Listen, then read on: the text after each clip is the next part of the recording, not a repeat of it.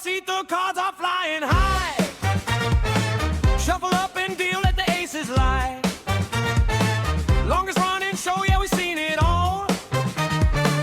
From the river to the rail, we answer the call. Hello, A-Team, and welcome back to another episode of the Ante Up Poker Podcast, where every hand is an opportunity, every player is a friend, and every episode is a winning experience. I'm your host, Joe Scales, and this week, Patrick is stopping by for some table talk before he heads out to play a little golf. We actually recorded Hand of the Week earlier to make sure he could make his tee time, so things were recorded a little out of order today, but it's all right. I'll put them in order, I promise. I already know this episode is going to run a little long, so I'm going to keep this part short and sweet. Actually, before we get to table talk, I have to change shirts because Gila River Lone Butte, they sent us some cool shirts to get ready for the Ante Up Poker Tour stop out there, and Elle and I thought it would be fun to throw those on. So put those on, and then you see the table behind me. That is actually the new tabletops that they have out there in Lone Butte. So I'm excited to see those in person. Also, it's another Friday the 13th. I feel like we just had one of those not that long ago, but here we are again. But don't worry, there's nothing scary about this episode. Keep doing what you're doing. Keep talking up the show. Keep listening. Keep leaving those reviews and keep sending in those hands of the week and call the floor situations. That's what keeps the show fun. That's what keeps it entertaining. Short and sweet, like I promised. That's all I have. So let's get on with the show. Welcome to the show, you're on the A-team. Stack your chips and chase the dream. Joe's got the booth, his mic's on fire. Elle's got the laugh, she's taking it higher. Elle and I are back around the poker table. With Patrick. Patrick might know why you're here on a Friday afternoon, but tell these lovely folks. Just wanted to stop by to say hey to two of my favorite people that did not make it. Well, Elle made it a little long last night. I made it to the final table. Thank you so much. You did. That's a good point. You were there. Were you there? Joe wasn't there. For anyone else that didn't play last night, Joe did not make the final table. Why was I not there? And neither one of them won because of me. Oh, and I also took out the Downy. You did. And I made my first final table. So listen, first final table, I'll own it. It's been a rough go of it. But we played good last night. I played good last night. I was just saying, there wasn't a we there.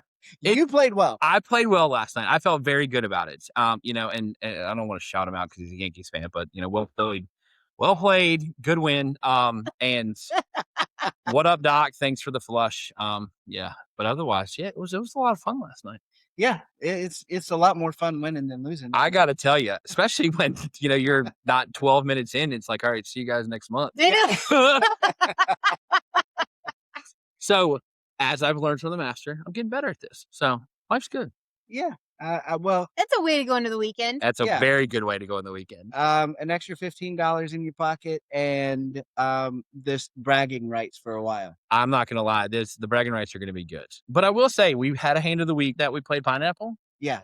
So next time Pineapple comes up, on an off Hold'em week, I can hop into Pineapple. I'm getting behind Pineapple. We're trying. I like that. Pineapple's fun. Pineapple's a good one. It is. It's one of my favorites. Yeah, and it's it's not that hard either. It's so it's fun. Well, wait till you play a double bomb pot on a Pineapple game. See, and that's where my head goes into. Well, we are really glad that you stopped by. We're most proud of you. We did invite you on because we thought, you know what? You guys were a good sports on that. Well deserved to knock both of us out and of take the the bounty. tournament. I think and that's take the incredible bounty. part. Took the bounty, took both of you out, had a 4-year-old on my lap in an astronaut costume for a little while. So the distractions were there. So it was a great evening. Very good evening. Well played. Thanks for popping by, and we hope you enjoy your afternoon on the golf course. Sounds good. Appreciate it, guys. Yeah. Cheers.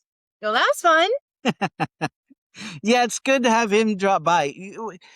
We used to record in this studio on that corner over there, hand of the week. He would come into studio and we would do it. And Oh my now, gosh, I totally forgot about yeah, that. yeah. So that's how far we've come. Well, and it's just so fun that he's nearby and he can just pop over. And then he has his flexible schedule and he had a golf game. Everything just aligned. Yeah, that's why So- he had to take off because he had a golf game to get to. Yeah. But we invited him last night. You invited him last night. Yeah, much deserved. Yeah. He's going to knock you out. Then he's going to get the bounty and he knocks me out at the final table. I finally was like, do you just want to be on the podcast tomorrow? You've earned that at this point, resident fish. And I was like, oh, on one condition, you have to come in studio. And I did not expect him to be like, okay. But he jumped at it. I did. Patrick and I are very similar in that. Yeah, if it Give us a little bit of a push or a challenge, and we're like, mm-hmm. Yeah, if he has the opportunity to let's give me go. a hard time too, I'm sure he will jump at it. Same. What did I say? So anyhow, listen, big, huge props go out to Yankees fan. I have to rib you just a little bit because you didn't show up to Discord until you won the game, but I appreciated that too. And we found out why. He had literally just flown home up the East Coast. He was in Tampa watching 3 spring games of his favorite Yankees team. Left beautiful sunny Florida and flew back up to the Northeast and got out and got to his ride share and it was like snow. Right. So mad props to flying home, trudging through snow, and then joining our Patreon game towards the end of your evening. 100%. And then taking it down. And then, yeah, 100%. That's incredible. And then USC, 1991. Yeah, just joining us. He Team's number 1 last week. He was the good Month. karma seat last month for the Mix game. Yeah. And then Took it down. takes that down and jumps into this one, gets second place, heads up with Yankees fan, and gave him a run. Like it was. Yeah, didn't give up easy. It was a overwhelming chip lead for Yankees fan, and then it got close, and then in the end, it ended up being Yankees fan that still took it down. But yeah, good run for him as well. Very impressive. And also, we would talk about these shirts. Oh yeah, I was gonna get to that. We're already ready for Arizona next week. We leave on Tuesday. We have our main event shirts cleaned and ready. So yes, thank you so much to Jack out at Lone Butte and all the marketing team. We love them. They're super soft. So we can't wait to keep wearing them while we're out there next week. And then Tia running the poker room, to Tia and her team. Looking forward to it. Ready. Yeah, so ready. It was warm, and I was like, well, that's weird. It's going to be warm, and then we go out to Arizona where it's warm. And no, then it's going to be hot. Oh, yeah, but it got cold here. And then I was like, okay, now I feel better about going to Arizona. And then you're like, it's going to be 107. Yeah, it really is. I'm not gonna harp on that other than I was not prepared. And Dustin Scarra did call us and say, FYI, it's going to be unseasonably warm. Yeah. But yeah, major props to the winners of the ladies event that was just finished up at Talking Stick. Yeah. And so there's lots of excellent poker happening out there that we can't wait to be a part of in our first tour stop of 2026. I also have my tattoo booked. You do. That is correct. Yeah.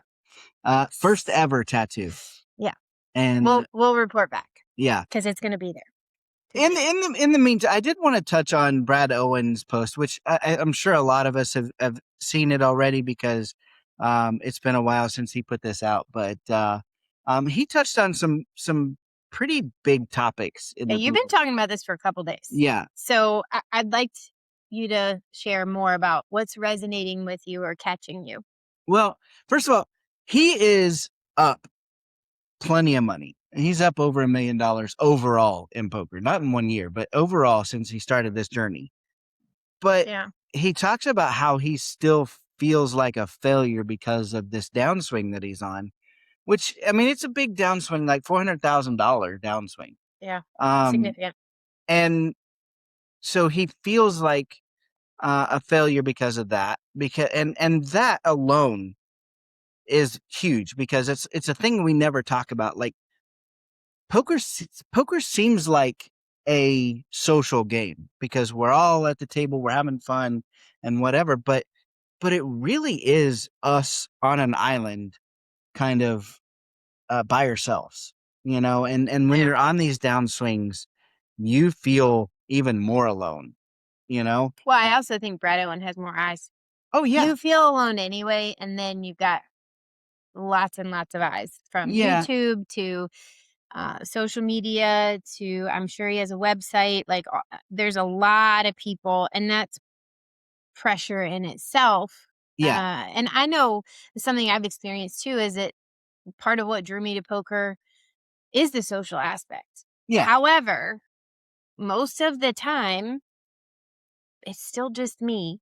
And I will say, when people know who I am or what business I'm with, if Yeah. I lose money at the table, it feels way worse than if I just go in anonymously, which I like to do, and play, because then no one really knows. I don't feel the pressure. I don't feel like I need to represent our brand. I don't feel like I need to know all of the correct moves. I'm still learning.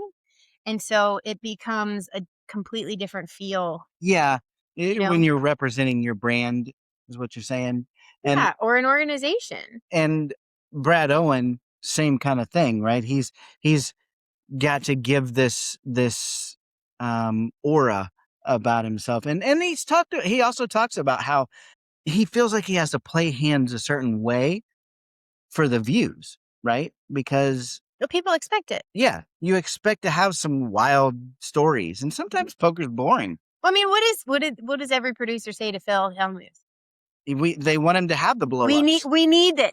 And he's like, it's me. I'm not faking. This is who I am. If it's naturally going to happen, it's going to happen, right?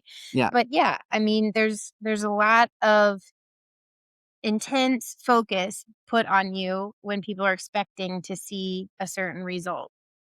So Yeah. I can also understand how that could over time create some wear and tear. Yeah, and it's hard because when you play poker long enough too, you start defining who you think you are Sure. by your results. Like, who doesn't? You have a good run, you feel like you're a genius.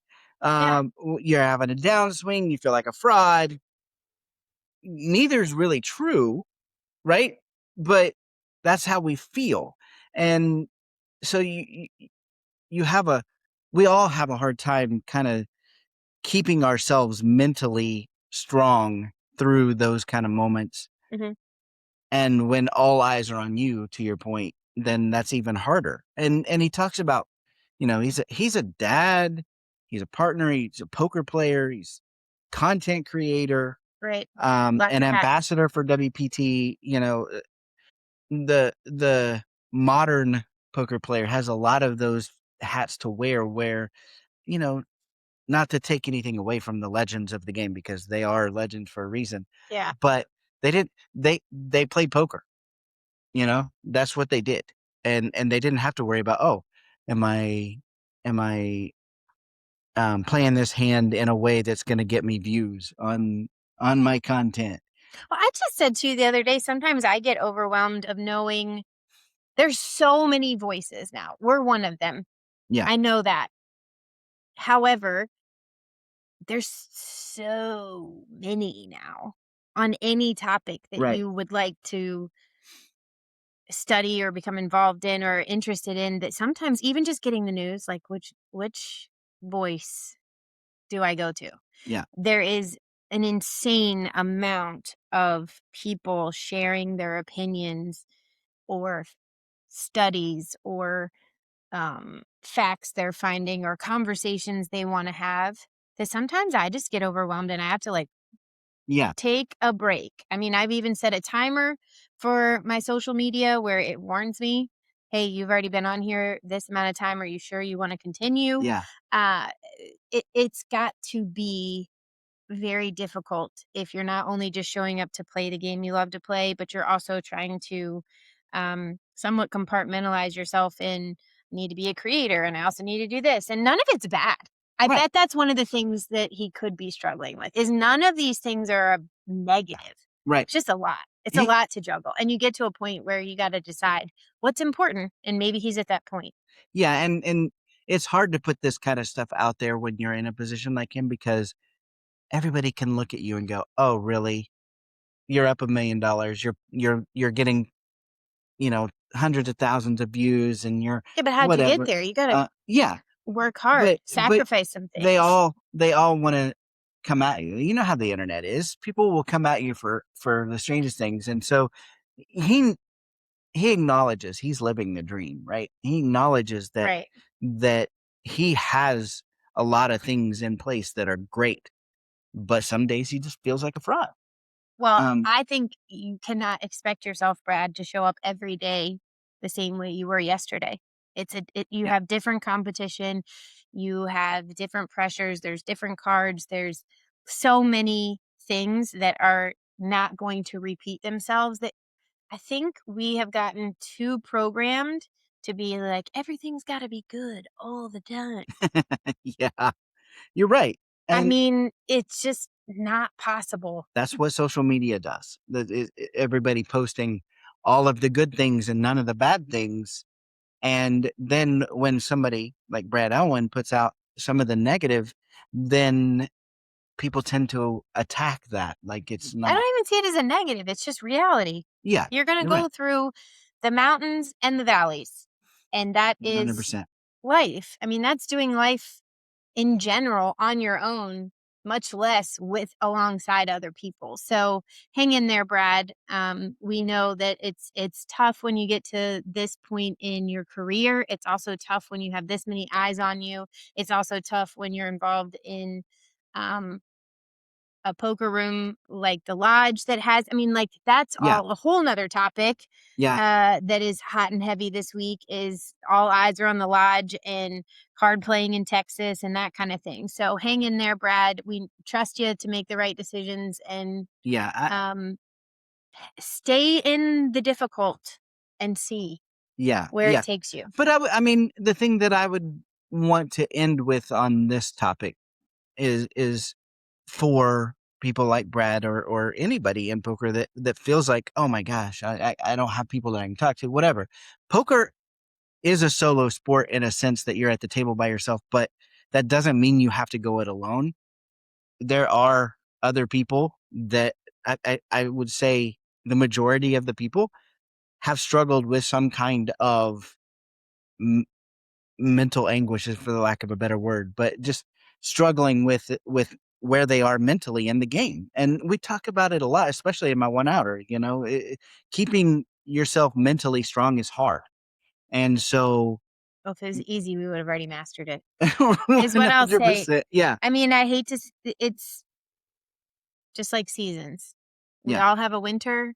There are moments that are going to come up and stay the course. Yeah. Yeah. Perfect.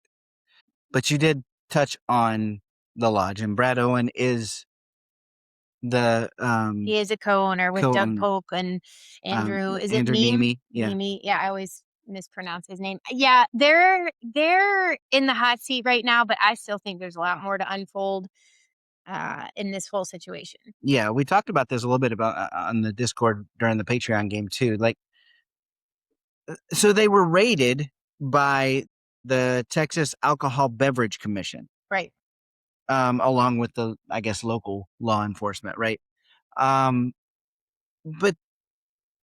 one, they waited until their big series was over to go in. Mhm. So, if they were trying to drag their name through the mud, they could have done that during the series. So I think it says something that they waited to do that. And then we still don't know why. They haven't really said, other than, they put it under a money laundering, I guess, title. Like that's what they were looking at. Yeah. But like we said during the Discord last night, like Pasta made a good point where that could just mean, maybe they didn't pay for the right kind of license for alcohol. It can mean a lot of things. And Yeah, I think there's so- so much speculation out there that we're going to have to wait until we see what comes out. But no one was arrested. Everyone, I mean, had to show IDs to leave. It's probably a very scary experience if you were in there as a player. But what I will say is, the room is closed. The WPT festival scheduled at that venue has been postponed. Right. They're giving them space to get regrouped. Investigations ongoing. The lodge has released a statement acknowledging the situation. There's still confusion about what happened, but your money's safe. Right. If they it's did. there, I they think did that's say the that. really important thing that everybody needs to know. And then, of course, people are questioning, like, oh, what is this going to do to the Texas ecosystem? And da da da da. Listen, we have a magazine coming out in 2 weeks, and this is not to sell the magazine. I mean, it's free, but Right. but our Texas ambassador, Vincent, has really addressed the Texas card rooms phenomenally and has really explained what should you look for? What are the red flags? What are the things that you need to be aware of? There are still lots and lots and lots of awesome, safe places to play poker in Texas. And so, 100%. Yeah. yeah, the headlines are hot. People are in the hot seat right now. We don't have enough information, but I think it's important to mention because it is in the news right Yeah. now. And I would discourage people from jumping to conclusions. Like, Yeah. let this play out before you speculate too much. I mean, we're going to speculate some because that's just what we do as humans. But Yeah. but before you jump too far down those conspiracy theories, let this play out. You mentioned the next issue of the magazine coming out soon. Mm-hmm. I just want to throw this little bit of, I guess, marketing in here. If you've signed up for the emails to have it, come to you through your inbox, keep an eye out for that. But if you haven't, sign up for that. Either send me an email at podcast@anteupmagazine.com and I can get you signed up, or go to anteupmagazine.com and on the right, there's a place for you to put in your email address and it will get sent to you that way. Yeah, because we deliver it out as soon as it's ready. It'll Yeah. it'll be ready before Arizona. Yeah. And if you're going out to that event, then it'll be out for you to be able to do some light reading on the plane or something. Yeah. You got it. You mentioned the women's, what was it? The national women's or the Yeah, huge national tournament. poker championship there in Yeah. Talking Stick. Huge women's event that happens every year. They set a new record with 329 entries. Michelle Wells took it down. Way to go, Michelle. And she earned $26,000 Nice. for first place. So women's poker events are gaining momentum, and I think it's great for the growth of the game. Yeah. I love that they're breaking records like that. And I think next year they're going to shoot for breaking that one. Of course. And then also the Ladies International Poker Series, the Lips spring event is coming up very soon in April. So if that's something you're interested in going. But I know she was giving away some seats on Bluffers. Yeah. So I think they were shooting to give away 1 seat and they gave away 4 because they had that many people turn out to play on that platform. So really excited to hear about that. I'd even sort of blocked some time. I don't know if I'm going to be able to make it, but we'll see. Another trip. Can't stop, won't stop. Talking about the cruise. Yeah. Bottom line is we did get an updated list. We get one every Friday. And yes, cabins are going. We even know somebody who needs a roommate. So Yeah. if you are willing to share a space, it's almost like a blind roommate college situation is what I keep thinking, or camp. Like if you're open to this, there is a gentleman who needs a roommate and is looking for a roommate. So if that's you, get in touch with us immediately and we'll be happy to let you know how to get registered. Let's talk about where we're going. That's something we hadn't mentioned at all. The first technical stop is actually from the boat. We're going to see the glaciers and go up into Alaska. However, then we're going to stop in Skagway, which I want you to think Gold Rush. Like this is where the Gold Rush happened. So there's this really cool railroad. You can go dog sledding. You can go horseback riding. I might go drink some beer flights because I won't be playing poker at that time. So there's supposed to be a really cool brewery there. Maybe we'll do the train tour because I like trains. I heard some fun stories about that Gold Rush and with Yukon and everything. So Yeah. it sounds fascinating. That might even be where they have like a saloon. like an I would hope so. old-timey saloon that you can stop into. Next day, we're headed to Sitka, Alaska, which used to be part of Russia. Okay. And so there's some Russian architecture there that's supposed to be really stunning. There is a very specific raptor center. So Raptor. birds, think birds. Interesting. So if you're interested in bird watching, there's also a wildlife cruise, and I believe this is where the salmon run is going to I happen. want to see that. I do too. And they say the salmon brings bear. Yeah. So fingers crossed about that. Then we're getting to Ketchikan, lumberjack show, fishing experiences, crab feast, oyster farm. Think like super fun. Super, super fun. Last stop is going to be, our last port is going to be Prince Rupert, British Columbia. And that is where you can do all the things. Whale watching. Yeah, that's what I trolley. was just getting ready to say is the whale watching. Yeah. I'm excited about that. Trolley rides, golf, e-bike tours. And then there's some really cool chef experiences. You can do like a meze experience, which I'm looking into, or a feast by trolley. I don't know, because we're going to eat so much anyway on the cruise. We'll see. But long story short, I think that's one thing that we hadn't said already is we're stopping in those spots and some fun things to do along the way. Because yes, we're going to play poker, but we also want to travel. Yeah, and I've said it on here before. I keep saying this. So many people keep saying, "Oh my God, that's Destination. that is our bucket list trip." Yeah. Then join us, because this is, from what I understand, one of the most beautiful places in the world. So I'm excited with the wildlife, with the northern lights, with the I almost said geysers, with the Glaciers. glaciers. Glaciers. There better not be any geysers. We'll go to Yellowstone for geysers. Okay. I think that fair would enough. be okay. Fair enough. Well, and last but not least, I got to mention Octopi Poker last time. Not the last time. Last time for this deal. It Okay. ends on Monday. I am just letting you know because I'm participating and I think it's important. That is the only reason we're mentioning it. It is $90 for 90 days. You cannot beat that. 100% getting you prepped and ready for the beginning of the WSOP series. I'm doing it just to prep for my play throughout the year. There's daily study challenges. There is a ton of chatter in a Discord. I can't even keep up with it, but there's lots and lots of people helping out each other. There's a leaderboard. Which if you're into leaderboards, which we are, I'm excited about that. There's weekly sessions with Matt Hunt because he is the one leading the way for us for the 12-week study. And then you have full access to the professional plan.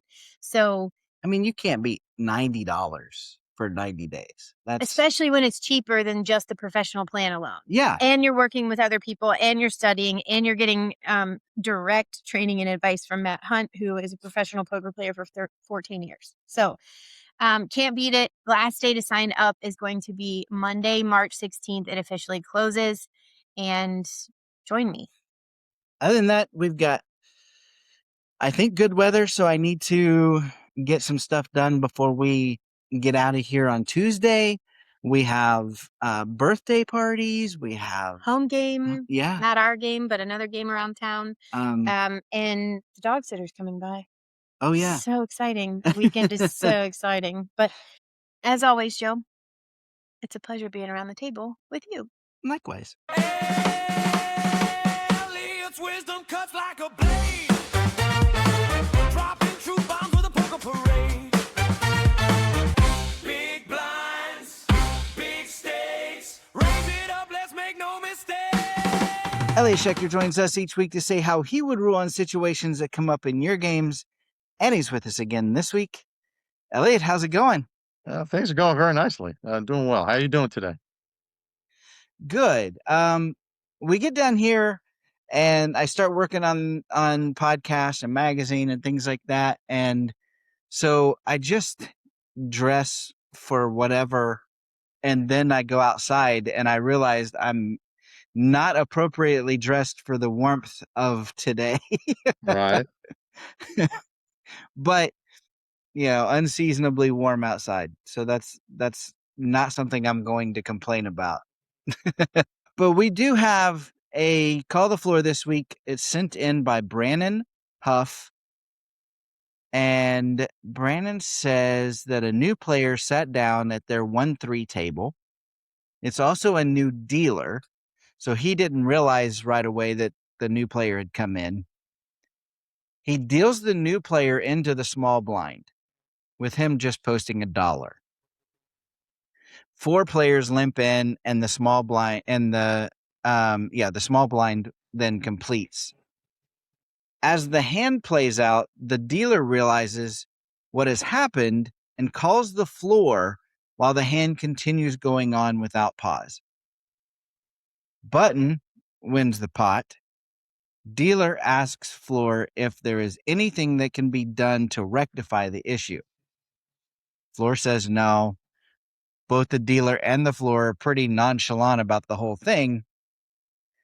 After the floor leaves, the player who got mistakenly dealt in gives $3 to the player who won the pot during the fiasco of his own volition. He just decided, I guess, that, I think you probably deserve this.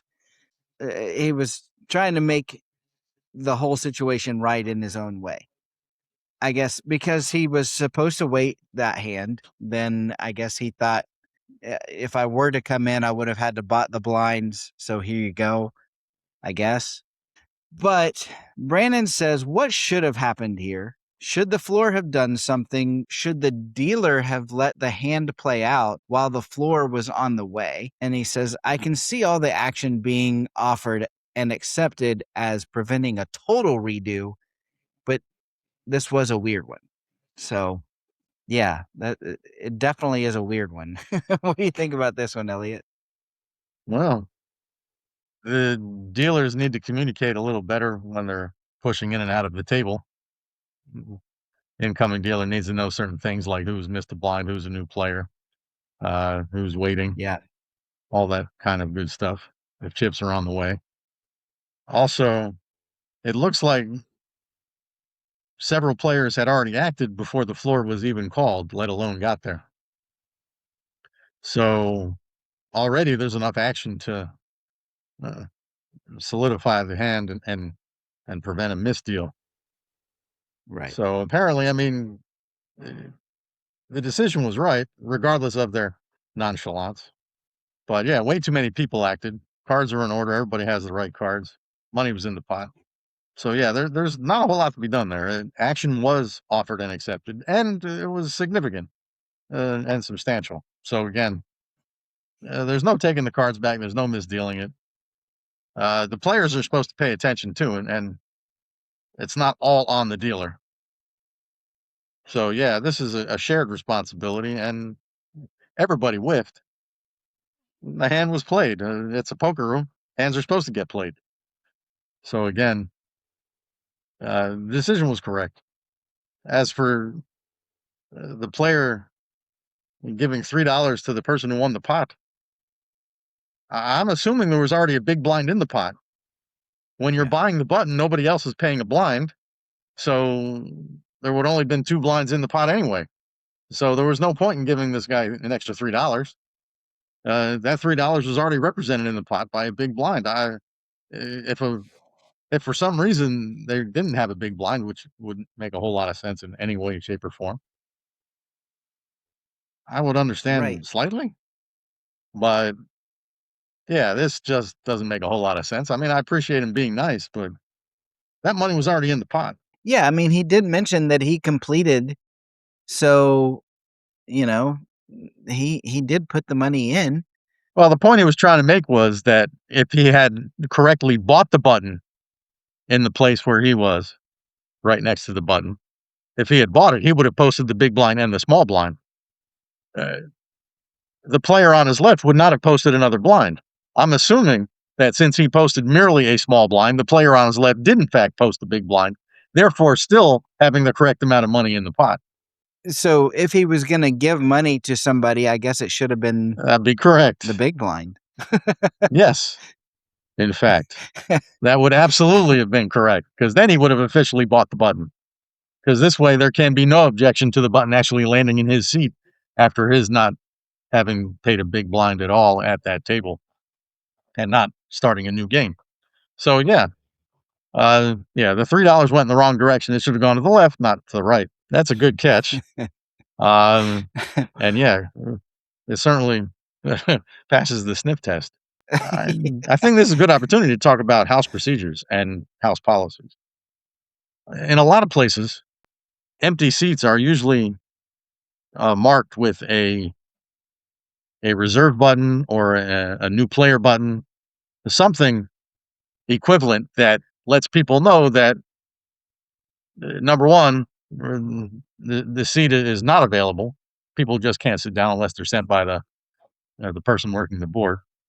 And additionally, when a new player sits down, you still have the new player button in front of them to let anybody know, including an uninformed dealer, that that person is in fact a new player, because anybody who's active in the game would not have any buttons in front of them. So houses that just give out missed blinds and that's it, you really got to think about having the reserved / new player button. Uh, it would make things like this disappear. It makes the game a lot smoother, and you certainly don't want people being dealt in the wrong spot. You don't want people just claiming seats that are not on the board. You don't want people just sitting down and taking hands for no apparent reason, unless they're absolutely sent to the game and should be receiving hands. So yeah, pretty important stuff. Yeah. It seems nominal and marginal. It really isn't. I do feel like that the small blind should have known this as well. Like there's a whole lot of onus that goes to the small blind, because you walked up to the table, you're the new player at the table, you know that you can't get away with only posting $1, I would assume. Uh, So, One would assume. um, I mean, if it's the smallest game in the room, it's entirely possible that it's a very neophyte beginner. But yeah, it's quite reasonable to assume that a player sitting down in a game knows the obligations of the various spots at the table. yeah. I think that he Brandon sums this up the best. He says it's a weird one, and it really is. Um, there's just no way that you can back this up and make the blinds right after, what did he say? 4 people, Yeah. I think, had limped in. Yep. Um, at that point, you can't say, okay, actually, you have to pull your money back and you post this, and Yeah. then it would be a complete mess. At least the way it was, everybody obviously had um either not noticed or accepted it and Right. moved on. So, and so I guess in most ways, no harm, no foul here. Um, Pretty much. a learning opportunity for the Uh, dealer. yeah. And Um, you got to communicate. You got to observe. Yeah. It's definitely an opportunity to see things as the way they should be and as they are not being done. I mean, yeah, communicating new information is important if you're not going to be using buttons and placing them out on the table. You got to let the people know what's going on. yeah, And it's entirely possible that the new player waited for the new dealer to sit down before he sat down. So it's entirely possible that the previous dealer didn't know there was a player going into that seat. So yeah, I mean, right. things can happen. Uh, uh, Yet another reason to actually have reserved and no player or new player buttons. So again, they come in handy more often than you think. Yeah, I would imagine that would be a good thing to have. So, Brandon, I appreciate you sending this in. It's a good discussion, because it really, as Elliott said, this is really conversation procedural Yes. topic. And that's the side that we don't, as the players, we don't get to see a lot of, but except for when they don't run Yes. smoothly. So, um, it's a good thing if we don't see it. But Yeah, Brandon, I appreciate you sending that in. If anyone has a call the floor that they would like to know how Elliott would rule, send it to podcast@anteupmagazine.com. Elliott, thanks for doing this another week. You're welcome. Glad to do it. We'll see you next week. All right, looking forward to it. Patrick's a fish, but he's learning fast. He's all in this hand, might be his last. Welcome to Hand of the Week, where Patrick, our resident fish, and I dive into listener-submitted hands. Each week, we tackle everything from questionable bluffs to hero calls and the hands that make you scratch your head. Whether you're looking for strategy tips or you just want to see if you would have played it any better, we've got you covered. Patrick, how's it going? Pretty good, my friend. We are back. We are back. Though the weather has turned nice, the people are in better moods. You know, it's amazing how that happens when the weather is warm again. Seasonal So- depression is gone. Yeah, life is good. You can get back out and play golf. Oh, have you had a chance to do any Oh, of it? absolutely. We've been out multiple times. Got the little guy out this week. It's it's baseball season. Nice. I have officially started my official coaching career. I'm signed up for the assistant coach for my 4-year-old's t-ball team. All right. They asked though if they wanted to. We had a couple of options as far as names go. One got nixed real quick. That's the Yankees. Oh. And then it came down to the Red Sox or Orioles. And the Red Sox seem to be snagged. I have sent a message in a group chat amongst other coaches that I would offer a significant amount of money for that, which I think is silly. But I'm a silly man, so. At least you can admit it's ridiculous. Absolutely. If So we can if admit not, it, we'll be the then Orioles. Yeah, so it'll be fine. But yeah, we're looking forward to it. My little man, I mean, he's a lefty, so let's put a baseball in his hand, golf club in his hand. He's loving life. oh my So gosh, he will make so much money if he can learn to throw a curveball. I can I can start slowing down the retirement savings. Yeah. Well, while he's learning to throw a curve, we do have a hand of the week sent in by Richard Fry. All right. Um, Oh my gosh, why are you laughing? I know we've said this. I know we've said this before, but we don't look at these beforehand. No. This is a crazy pineapple hand. Oh man. Richard, for about 3.5 seconds, I really liked you.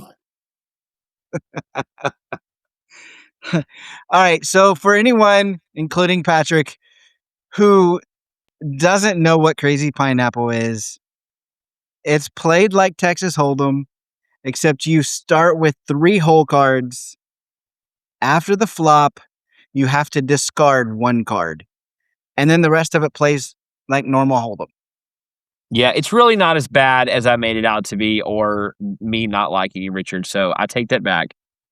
Again, you get, correct me if I'm wrong, the novice out here, you get dealt 3 hole cards, like you just said, you get them. You got to choose after the flop. After you make your bets, there's a round of betting. Okay. And then you discard. Before the flop. After a round of betting, before the flop, you're discarding. No. There's the flop, and then there's a round of betting, and then you discard the card. Okay. I had it right in my head. All right. So crazy pineapple. This one is a $1, $2 home game. They're at an 8-handed table. We're going to be in the hijack. 2 players limp to us, and we have a pretty darn good starting hand with pineapple. Ace of spades, king of spades, queen of diamonds. So the benefit of crazy pineapple is I can go a lot of different ways with this right out the gate. Yeah. But I'm also going to be pissed if it comes up 10 jack 2 and I got to get rid of one of those. Okay. Yeah. Well, we're for sure betting. I correct me if I'm wrong, Joe, but there's some nuances to it. But betting is still pretty similar as far as that goes. Yeah, it's You it's know, it's the same really, yeah. except we've got some big options here. So, um, I definitely want to punish these limpers a little bit. So, what are you thinking number wise? I've got 12. That's exactly my number. Um, I think this is a few weeks in a row now that you've had exactly my pre-flop number. So, You know why? Because um, I'm sitting there playing online poker, and I am starting to realize that the people that I'm playing against were me, and they annoy me. So for everyone yeah, that I have played over the last 2 years of getting back into this, my sincerest apologies and thank you. Um, yeah, no, I'm you start to get it. You still have those nights, and for everyone that played at the home game, thanks, thanks for taking my chips. But yeah, you start to get a little bit of okay, you got a couple limpers, you want to make them pay. Where are we at? 1-2 home game. It's you're starting to get a little bit of confidence, Joe. yeah. Well, normally, if there weren't those limpers, it would be like an $8 8. That's what I said. bet, and then you add those few for the limpers, and so that's how we get to 12. Hopefully, we can narrow down the field, get one or maybe just two callers. Richard raises to $10, so he's in our realm, but not quite where we were. The button calls, both blinds fold, and both of the limpers call. Ooh, okay. So not ideal. We've got 5 players to the flop, but it's all right. We've got a strong hand. The pot is what, $53. What did you say you would be disappointed if the flop was? 10 Jack 2. Well, we've got Jack 10 4. Jack of spades, 10 of spades, 4 of clubs. Okay. We're Well, holding again the ace of spades, king of spades, queen of diamonds. the So queen is dead to us. At least the queen of diamonds. I would love to see another queen, more in the spades realm down the road, but we'll get to that. yeah. All right. So massive hand, right? We block a lot of hands that we would be afraid of. Yeah. First, let's deal with what we're going to bet, and Yeah. then we'll worry about how the discard's going to look. Does it check to us? I'm assuming Oh, yeah, it does check to us. I missed that. I'm sorry. you're good. Okay. Well, top draws. I mean spades and straight. I, 5-handed. I feel like you got to go pretty big, and when I say pretty big, like right at or more than half a pot.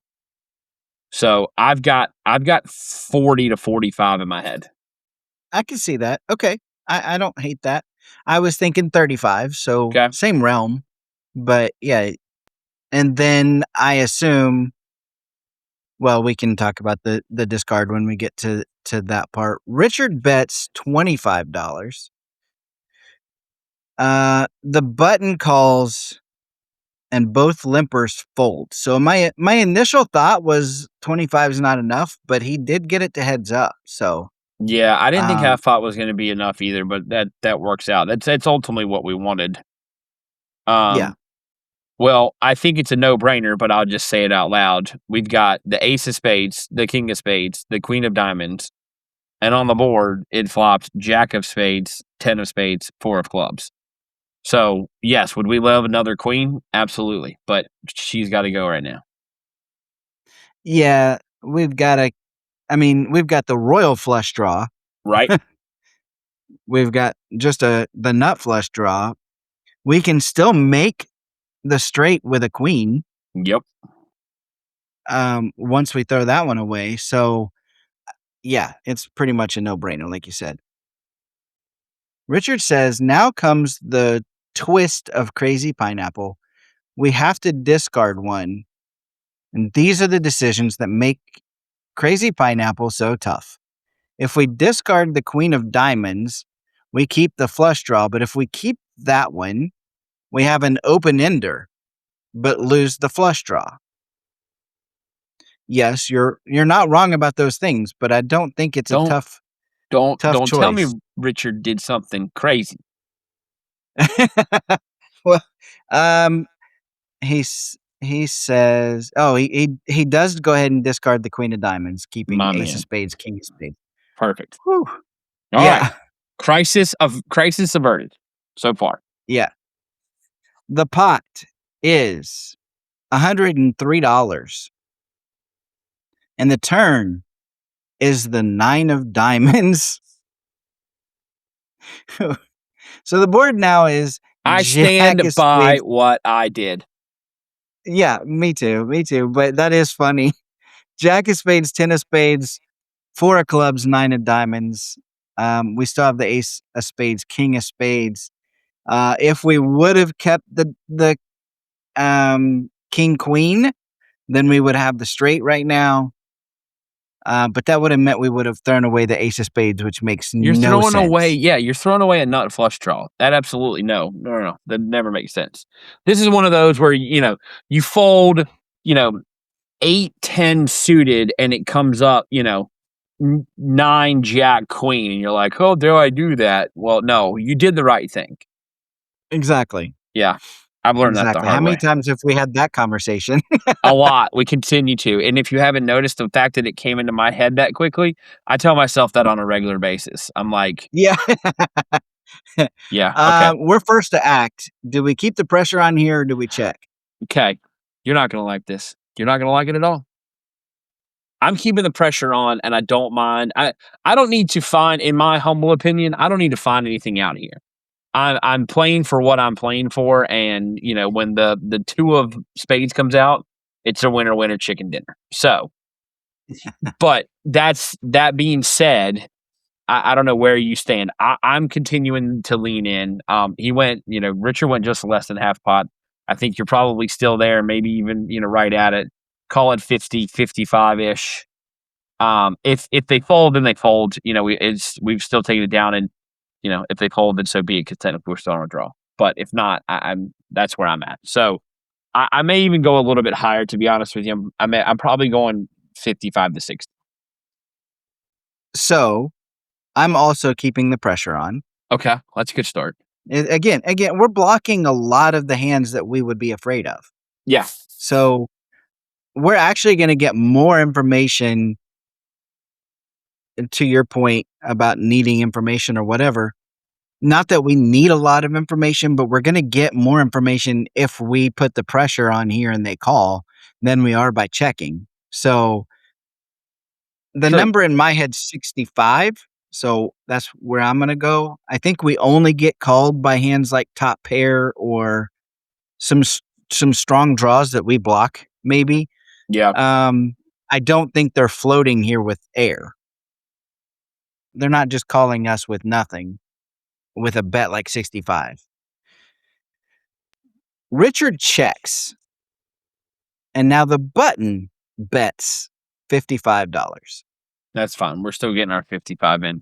That does tell me that they're probably on they could have a draw. They could have gotten there. You've got 9, 10 jack on the board.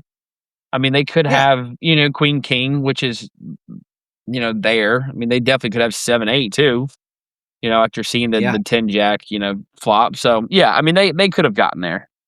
We've got a lot of thinking to do if another spade doesn't come or. So, anyway, I'm calling. So, yeah, you're right. They could have king, queen. They could be pushing us because they're already there. But I want to get control of this hand back. You're going back over the top. I think I want to raise here. The problem that we run into now is Richard didn't say how much we actually started the hand with. But it's 1-2. So let's just assume that it's 200. If we then call you're shoving. here. Yeah, I think I have to because if we call here, a call here is what? 55 plus the 10 is 65 plus the 25 is 90, right? Yep. So that would leave us 110 left. So yeah, I think I'm leaning a shove here. If we just call, then I feel like we give them control on the river. If they only have top pair or something like that, then they have to let theirs go. If they call, we still have like 24% to win the hand. So Yeah, I'm not there, and you can tell me if I'm wrong on this one. I have no problem, lending an ear to it. But I think I'm just calling with the idea that if nothing hits and we're sitting on ace high, then I don't want to risk all my chips right now. Yeah, you're saving $110. Yeah. yeah. I want to keep playing. I don't think it's necessarily wrong. I just think by putting the pressure on them, then we get a little bit of an advantage here because they may fold with top pair. Yeah, you're right. The only call you're going to catch is if they're there, most likely. I don't see them calling on a draw as well, but maybe. Richard just calls as well. Okay. So the pot's 213, and the river is the queen of hearts.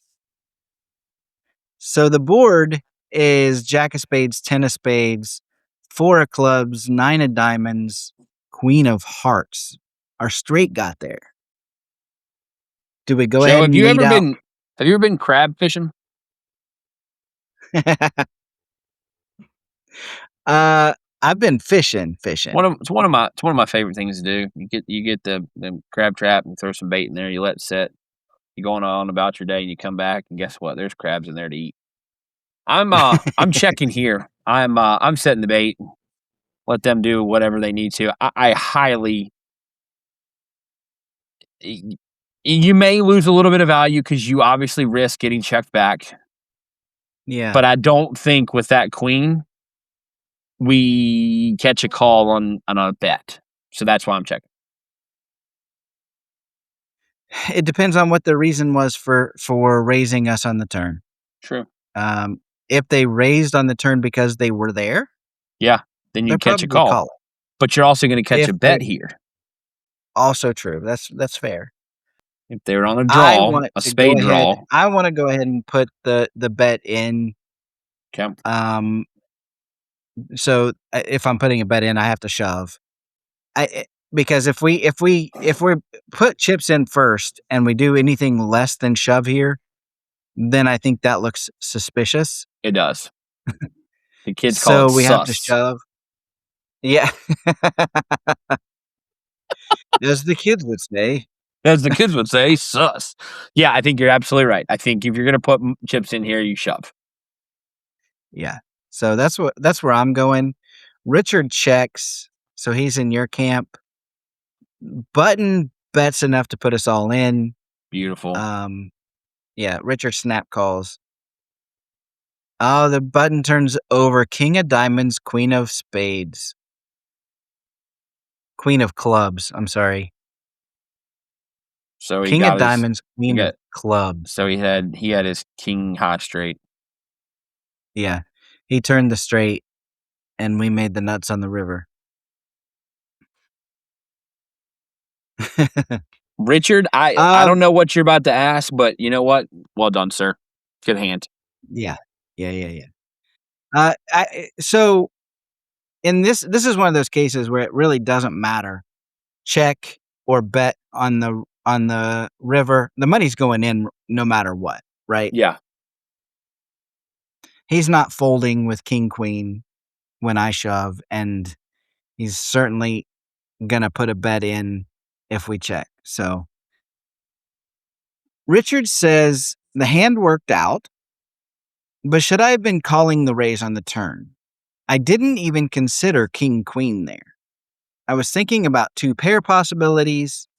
I feel like I lose more times than I win in that spot. So should I have folded? What do you think? Folded? He feels like he should have folded when on the turn when they made that big bet. Oh. Um, I won't say big bet. When they bet 55 on the turn. yeah, they So went right at half pot. No, I don't think so. I think I mean, you and I kind of hit on it already. I guess you've got three options. There are three good. Oh well, good. You got three options. You could fold. I mean, I get where he's coming from, sort of. But in that instance, I mean, you're holding the nut flush draw. You're holding what will be the nut straight draw. And it's not that big of a bet, as we kind of just alluded to. I mean, if they come into us for a pot bet, I mean, then maybe you're still thinking about it a little bit more. But I think if I don't have both of those nut draws, then maybe I think about folding. But I'm seeing that last card. Now, again, I agree with what Richard did in the sense that I would have checked. Or excuse me, just called, excuse me. Listen, internet, everyone out there, don't come at me. I said call, not check. I definitely would have just called because I want to see it. Again, if it comes up as the, three of diamonds, then, I'm probably okay throwing that away. And in that instance, we would have been right. yeah, the direction I chose was maybe on the aggressive side, we'll say. Just a wee bit there. Just a wee little bit. But I also stand by that because we get some added by us putting the pressure on. We do fold out some hands that are ahead of us at that point. So, by the river, it doesn't matter. But Richard, to your point, you don't really need to specifically consider king queen, though should obviously be in his calling range. Folding would be a massive mistake long term. What we've got is a premium draw in heads up pots. The idea that, you lose more than you win, I feel like that's more of like the classic poker psychology. You remember the times when you miss where villain is a straight or a set and you brick, but you forget the times that you stack two pair or trips or, their draws or whatever. So, you can't just focus on the times that you missed. So what would you call that? We need to come up with a name for that. Like something bias, like survivorship bias or something. Survivorship bias. I'll work on that. I'll get back to you next week. Okay. But it's definitely the mentality of remembering the times that you miss and forgetting about the times that you stacked somebody because you hit that hand at the end. Yeah. It's why it's along the same lines as why I play deuces no matter what. I have nothing but good memories. Until I don't, I'm going to continue. So, if you see a 2 on the board and you're playing against me, run for the hills. Richard, I think you played it well. I think you played it really well. Congrats. I mean, that's a great takedown and, Yeah, I like these hands when we win. So, Richard, thanks for sending that in. If anyone has a hand of the week that they would like to know how Patrick and I would play, send it to podcast@anteupmagazine.com. Patrick, we'll see you next week. sounds like a plan. Enjoy the March Madness start. Yeah.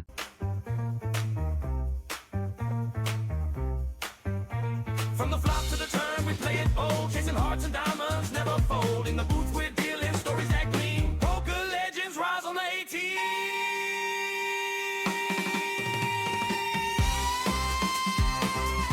Some habits in poker seem harmless, but are actually terrible for your mindset.